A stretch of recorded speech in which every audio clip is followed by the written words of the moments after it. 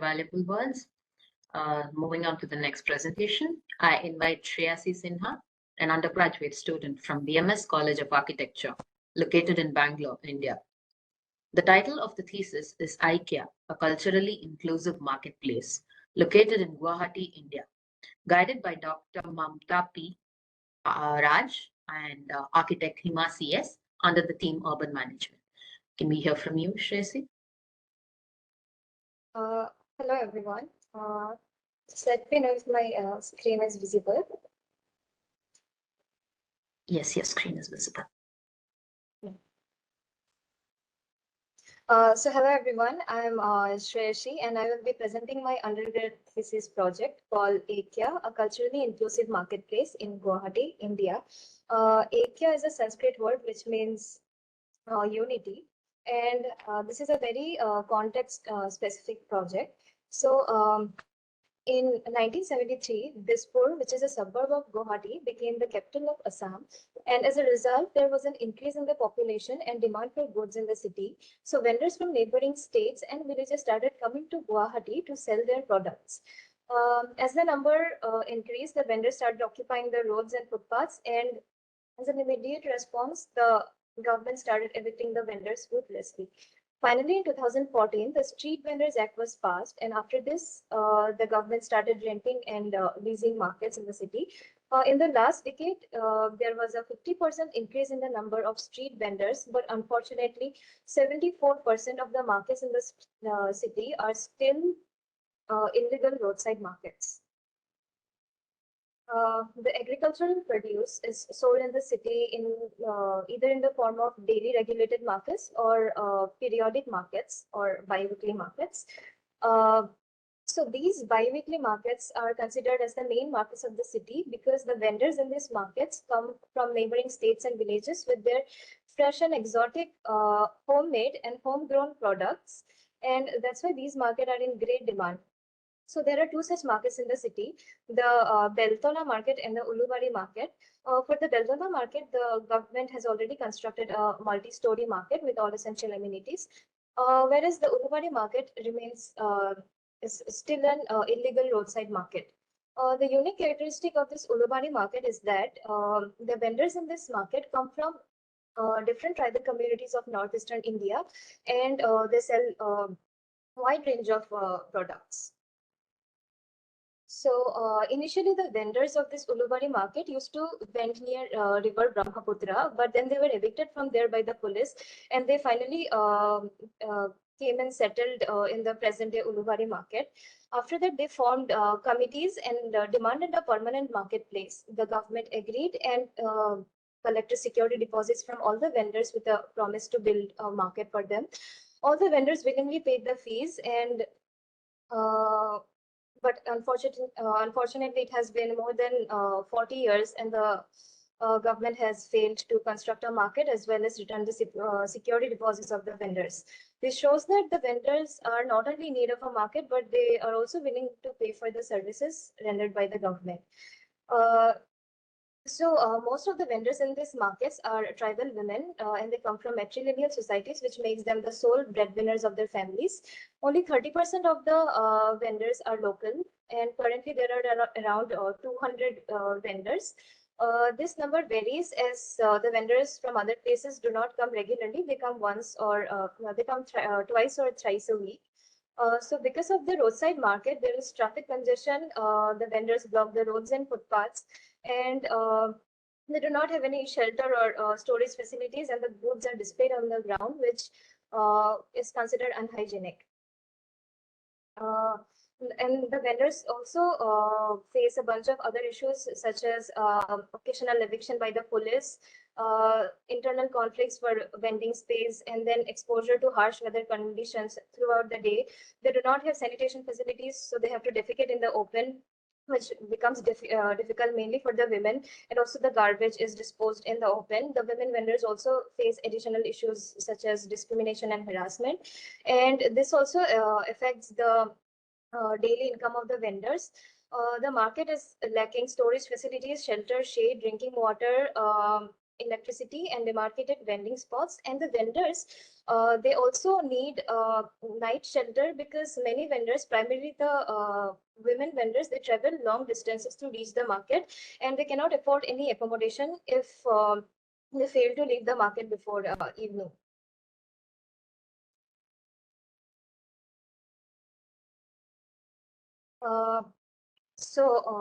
This is the current market stretch, and the site chosen is adjacent to the present market. It has 3 access roads and is surrounded by mainly schools, government buildings, and residences. Over the last 30 years, the region has not seen significant development and features mostly low-rise buildings, and the climate of the city is warm and humid. So my design concept is called cultural fusion. The idea or the goal was to revitalize the marketplace, as well as foster a strong sense of community among the tribal vendors and the consumers, using the market not only for commerce, but also as a social hub by incorporating green spaces, efficiently connecting spaces. And the main goal was to create spaces that spread awareness about the culture and create a tribal village experience. Also, I derived the material palette after studying the tribal building typologies and the heritage buildings of Assam. So the site development involved creating 2 central axes connecting the 3 access roads, and then the site was divided into 3 zones: the market zone, transition zone, and public zone. And then the access points were decided based on the current user movement patterns and the garbage truck movement. And then the buildings were placed depending on the site analysis and the context analysis.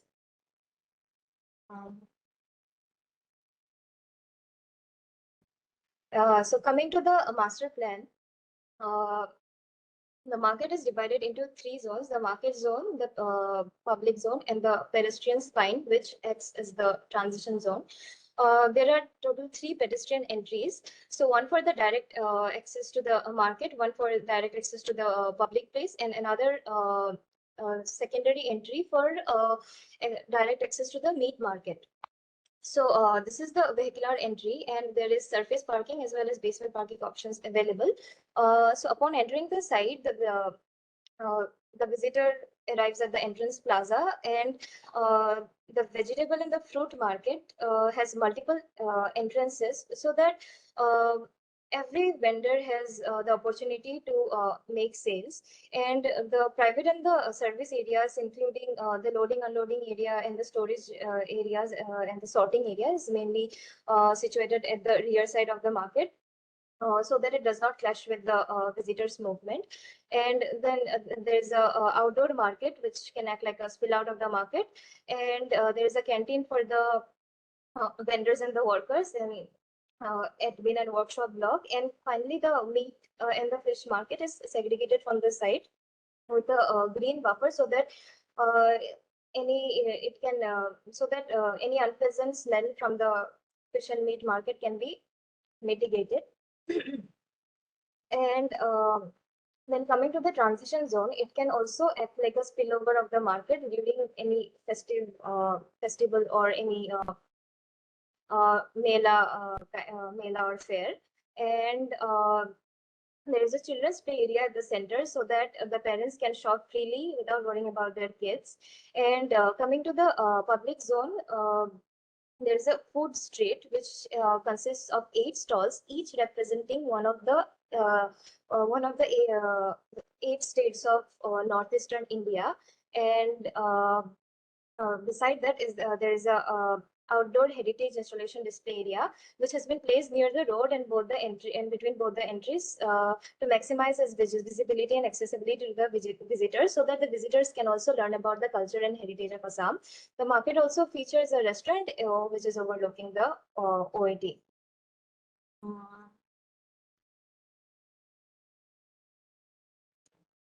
So this is the elevation of the market from the road, and These are sketches of various activities happening in the market. So the seating area, which is in the transition zone, is designed in such a way that it can cater to all age groups, as well as can be used for various functions, or also as a market spillover during peak demands. You have another minute.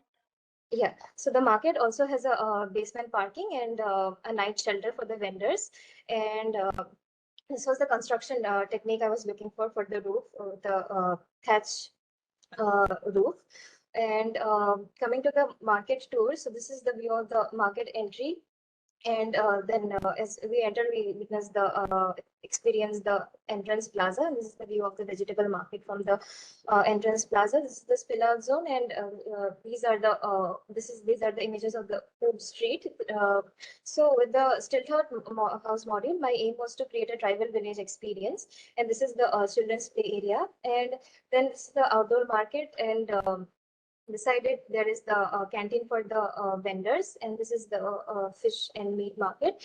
And then the restaurant, which is overlooking the OAT, and finally, this is the view of the cultural display area. Also, I have incorporated this drum composters in the market.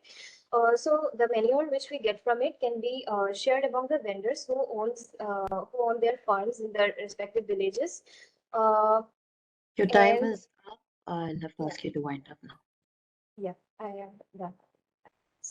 And this was my ultimate vision of transforming the roadside chaos into an urban oasis. Thank you so much for your time and attention. Yeah, thank you for your presentation. The marketplace is an indispensable part of communities, and this presentation gave us an insight into the diversity of vendor communities and their varying requirements that need to be considered in the process of urban space management. I shall hand it over to our panelists to share their comments on the presentation. Can we start with Dr. Nabil? Yes, thank you. Thank you very much for your presentation. I really love your sketches. I mean, they are not generated by AI tools, right? Or they are your sketches? All are, yeah, even if they are generated with an AI, that's fine. If they are based on your sketches, that's okay. They're really nice. Thank you very much. I love the presentation. I love the architectural style. Although to value it more, I might need to see the surrounding architectural style or the surrounding context, because I need to compare. Are you, I mean, aligned with or within the culture or the architecture style in the surrounding context, or you're just completely different? So it's always good to show the surrounding, like the architecture size, in order to see how you're just blended or not within that context. This is the first point. The second point, take care about when you're going to put fish and meat together. It's, I mean, within the market, I know I'm talking on the architectural level, not the urban level, but I mean, beware of this, because the waste management and the storage for fish and meat, they are different. And even for the fish, I mean, the meat, okay, that's fine, but the fish, you know how they manage the waste? They freeze the outcome.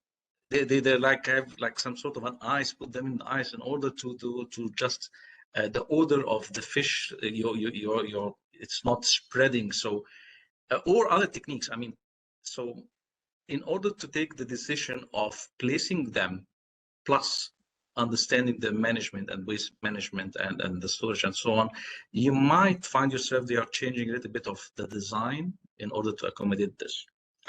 I liked your analysis, but you didn't justify why you have taken an inclined line, although I know I've seen the analysis, but you haven't said that much, because you're linking the residential above to the residential on the other side. But I need you state this, okay, not just show it. Besides this, I really enjoyed the presentation. I loved the last two slides. They are really fascinating. Thank you very much. Can we hear from Architect Nicola next? Yeah. Thanks again for your presentation, even from my side. What can I say? I think your intentions were really clear, so nothing to say about it. And I mean, maybe we can really comment the master plan has really dedicated time to show the actual project. I just wanted to say I really appreciated in the site analysis how you really dealt with the polarities and the nodes to create the tensions that can actually benefit your project. So the agricultural lands, the markets, the fish farms, even if maybe you could have really specialized them, so that could actually have been like a plus. On the master plan itself, my colleagues stole my comment about the diagonal axis, which was also one of my comments, because I mean, seen from the master plan, it doesn't seem you really have a valid reason, because you know all the surroundings have a really orthogonal morphology, and even on the two edges of the diagonal line you provide, there's nothing really interesting on the two edges. It's just one road and another road. And on the other side, you don't really have like another activator of the space, another function. So it's really like connecting two random points in the area. So maybe, but it's in the end, you can just rotate the project and you solve this issue. I think like in your project, all the open spaces were really well designed. You managed to create different public solutions with different activities, even in relationship with the stakeholders and the actors that you presented in the materials you shared.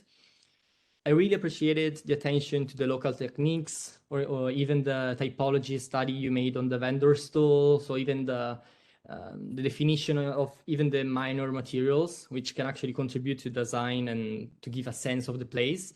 And this is was also visible from the renders you provided. So the life of what is going on in the site. The only second comment is maybe even a question, is why do you why you had the need to define 3 different zones? So like the market, the public space, and the pedestrian area. Why not maybe having them like linked? Maybe the market is the connecting activity, so you just do the pedestrian area, then you have the market on the side, some spots with the public areas, so everything, let's say, works together.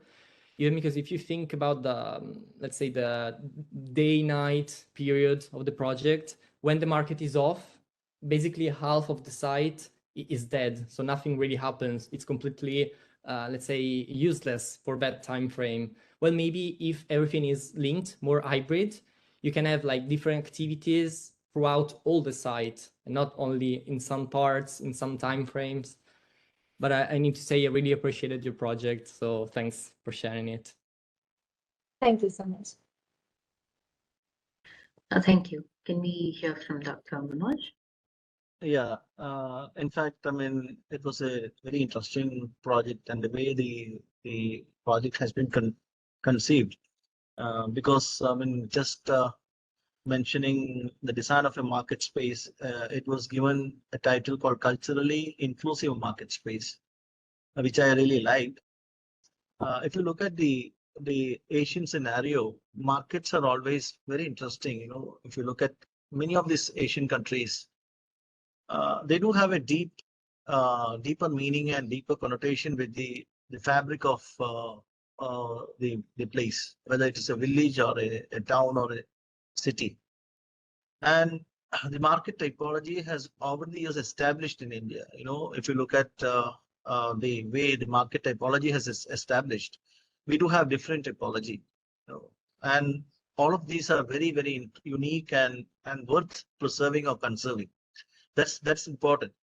But what's happening in many places is that as far as the urbanization is concerned, the faster pace, this typology and the whole, you know, culture that is associated with that, you know, there is a life. There are a lot of meanings associated with this, each of these small spaces, the market spaces that happens within the system. And it's very interesting if you go deep into that. Those things are being lost. So I always believe that as far as architects are concerned, when you design, it's very important that you should be able to understand those inner meanings and smaller, you know, what connotations associated with these spaces. And here you started with that, and you spoke about the different typologies of market and how globalization is affecting this and the way it is getting transformed. But finally, when you came up with your design, many of these components, the spatial component, the structural components, similarly the scale, the materials, the functional aspects, the visual sensory components, all those things are essential part of these market spaces. And I don't think that any of these things were considered in the final outcome. That is something where you have lost it. Otherwise, it's beautiful. The presentation is good, as my colleagues were mentioning here. You came up with a wonderful presentation and you neatly presented it, and your final sheets were appealing. But when you look at it within this framework, what I felt was the tribal village imagery that you placed in the last part, it was a superimposition where, I mean, it didn't have anything to really do with the fundamentals that you were speaking about. So that is where the distinct happens. The strength of that the market, as I mean, it was mentioning, each of these, like for example, like we were mentioning about the fish, we were mentioning about meat, we mentioned, I mean, similarly like vegetables or maybe something else. All these things never happens. I know they do have separate areas within the market system where their needs are very different. Their scale is very different. Their components are very different. The way people sit and work is different, and they do have its own beauty. So imbibing that spirit and connecting it and directing it to the design is something which is very, very important for the success of these type of spaces, because I believe that these spaces should remain. It is a role of architects to retain those spaces within the system. What happens is that globalization is giving us immense pressure where we shift everything into large scale mall culture. But we have to go back. We have to see what's happening in our villages. We have to see those typologies. This is part of our civilization. This is part of our culture. So if we can, these are the ways that we should be able to reconnect ourselves to the past. So this is an opportunity. That's why this particular topic is very important. So I congratulate you for taking up such a topic and taking this to this thesis level. At the same time, these are my comments. Thank you. Thank you so much. Thank you for your valuable insight. The upcoming thesis is going to be presented